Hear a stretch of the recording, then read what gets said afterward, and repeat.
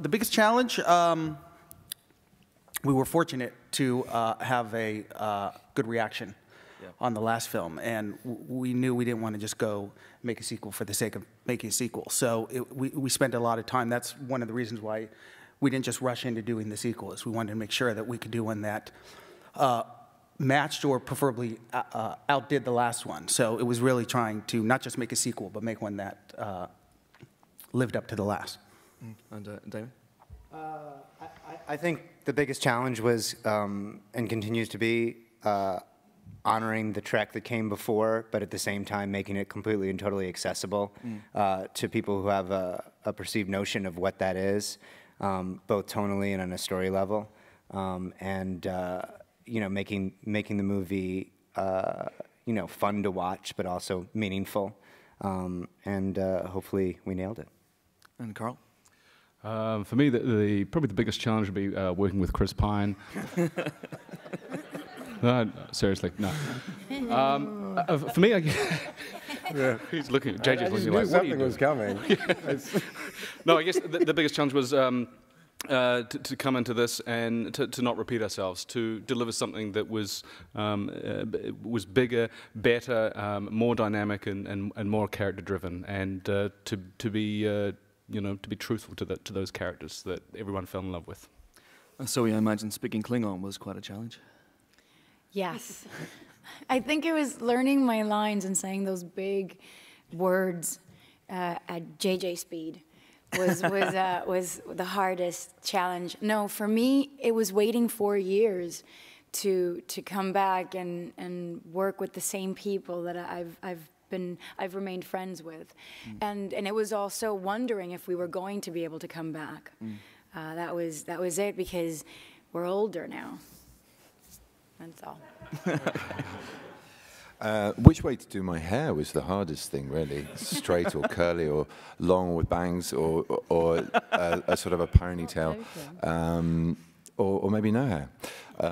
No, I mean, it was such a sort of whirlwind for me that it was just one sort of ball of excitement from beginning to end. And in all seriousness, that was part of the journey, wasn't it? Establishing the look of him, and yeah.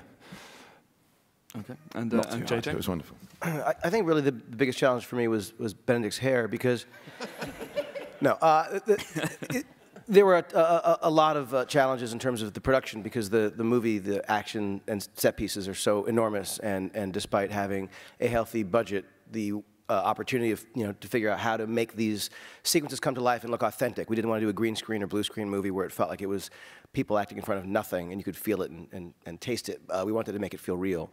But the biggest challenge, I think, day to day was the tone, was balancing the epic scale, the action, the set pieces with the intimacy, the comedy, the emotion, and that was luckily mitigated by the fact that we have an extraordinary cast, 57 of whom are on stage today. Let's come to one of those 57. Chris, what was the biggest challenge for this film? I would say, you know, everything's bigger about this film, the spectacle and the story. And, you know, if in the first one we got a chance to establish these characters and who they were and kind of paint with more primary colors, this story for each of us, I think, gives us a real chance to explore many different sides of our characters that we didn't get to beforehand. So for me, it was trying to find, for a character who's so kind of genetically self-assured, to find the flip side of that coin and to find the fragility and vulnerability in that kind of man that was exciting and difficult all at the same time. Zachary, stop it. There's a general kind of challenge for me playing Spock, who is often erroneously assumed to have no emotion, and so to cultivate an inner life and convey actually the fact that there's quite a deep well of emotion in this character is a consistent challenge. But I would say shaving my eyebrows takes the cake. And I got the bangs covered, Benedict, so you didn't have to worry about that. And Alice, another newcomer. I suppose my biggest challenge was keeping up with JJ, whose mind moves at warp speed, and that was kind of an amazing experience to watch take place and to be part of. And then in practical terms, turns out I'm a terrible runner on film. So I really had to work on that endlessly on the same day. And JJ used a bit of it, I think, didn't you? Yeah, a bit. That's what I'm saying. That's what I'm saying. And speaking of running, Simon, hello. I think as the oldest member of the crew, the challenge for me was remembering to take my arthritis medicine in the morning and insert and remove my catheter, which fortunately had an ally in Alice. We're old friends. Yeah, it's a physically demanding job, and I am 34 now, so it's tough. But I got through it, and I think that shows on screen and here today. Thank you. And Bob, freedom was the biggest challenge. The first movie, we only had one idea, one way to go, to respect canon and to free ourselves from canon. That was the idea that we were going to go with, and there was no other idea. In the second movie, we could do anything we wanted, and that was terrifying and horrible. Freedom is challenging. Freedom is scary. Freedom is your responsibility. And that's all I got. That's good. And Alex. Vote for Orsi.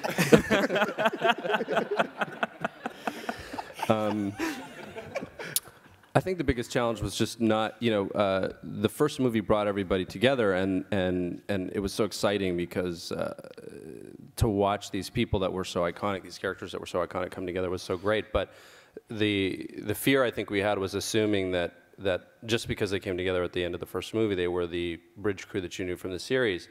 And we wanted to make sure that we were tracking the clear evolution of these characters. Just because they'd come together, they had not quite gelled yet as a family. And Kirk and Spock in particular were still trying to figure out who they were to each other. And that was a scary challenge, but actually a very exciting one for us.